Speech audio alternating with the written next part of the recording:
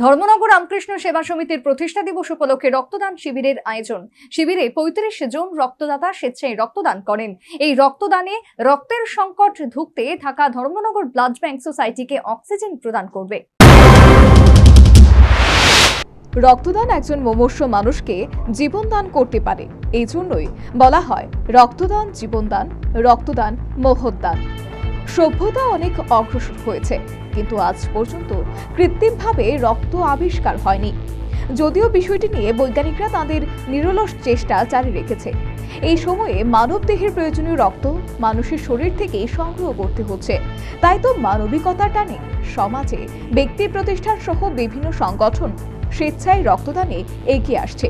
প্রতি বছর ১ মে রামকৃষ্ণ সেবা সমিতির প্রতিষ্ঠাতা দিবস উপলক্ষে রক্তদান শিবির অনুষ্ঠিত করে থাকে। বুধবার ধর্মনগরস্থিত রামকৃষ্ণ সেবা সমিতির প্রতিষ্ঠাতা দিবস উপলক্ষে রক্তদান শিবিরের আয়োজন করা হয়। রামকৃষ্ণ সেবা সমিতির ভলেন্টারি ব্লাড ডোনার্স অ্যাসোসিয়েশনের এই মর্মে ধর্মনগর রামকৃষ্ণ সেবা সমিতিকে সাহায্যের হাত বাড়িয়ে দেয়। ভলেন্টিয়ারে ব্লাড ডোনার্স অ্যাসোসিয়েশনের সহ সম্পাদক জানান, মোট ৩৫ ইউনিট রক্তদাতা এই শিবিরে যোগদান করেন। রামকৃষ্ণ সেবা সমিতির পক্ষে সুভাষ ভট্টাচার্য জানান, ২০০০ সাল থেকে এই রক্তদান শিবিরের আয়োজন চলছে। মোট ২৪ বছর এবার নিয়ে অতিক্রম করেছে রামকৃষ্ণ সেবা সমিতির এই রক্তদান। ১ মে রামকৃষ্ণ মঠ এবং মিশনের প্রতিষ্ঠা দিবস। এই প্রতিষ্ঠা দিবস পালন উপলক্ষে শ্রীরামকৃষ্ণ সেবা সমিতি ধর্মনগর আমরা প্রতি বছরই এই রক্তদান শিবির করে থাকি। ২০০০ সাল থেকে শুরু হয়েছে। এটা আমাদের ২৫তম বর্ষ। ২৫তম বর্ষে আমরা রক্তদান শিবির আর ২৫তম রক্তদান শিবির ১ মে উপলক্ষে এটা আমাদের। আমরা আশা করছি আজকের এই রক্তদান শিবিরে ৩৫ জনের মতো রক্তদাতা আমাদের হবে বলে আমরা আশা করছি। লিস্টেড আছে আমাদের।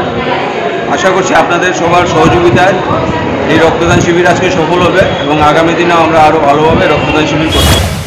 প্রসঙ্গত উল্লেখ্য, ধর্মনগর হাসপাতালে একটি ব্লাড ব্যাংক সোসাইটি থাকলেও সেখানে রক্তের প্রচণ্ড অভাব। প্রতিদিন বিভিন্ন ধরনের দুর্ঘটনা ঘটেই চলেছে। এমনকি ডায়ালিসিসের জন্য রক্তের প্রয়োজন প্রতি একজনের ২ ইউনিট করে। প্রতিদিন গড়ে উত্তর জেলা হাসপাতালে ১৫ ইউনিট করে রক্তের প্রয়োজন। অভিযোগ, রক্তের অভাবে বিভিন্ন চিকিৎসা পরিষেবা বন্ধ হয়ে পড়েছে উত্তর জেলা হাসপাতালে। তার মধ্যে বেশ কিছুদিন যাবৎ লোকসভা ভোট নিয়ে ব্যস্ত থাকায় কোনো ধরনের শিবির হয়নি। এই অবস্থায় যেসব রক্তদাতা রক্তদান করেছেন তাদের এই রক্তদানের গুরুত্ব অপরিসীম ধর্মনগর ব্লাড ব্যাংকে বাঁচিয়ে রাখার ক্ষেত্রে। ১ মে প্রতি বছরের ন্যায় রামকৃষ্ণ সেবা সমিতি এই বছরও রক্তদান শিবিরের আয়োজন করেছে, যা বাস্তবিক পক্ষে ধর্মনগর ব্লাড ব্যাংক সোসাইটিকে অক্সিজেন প্রদান করেছে। Bureau report, news vanguard.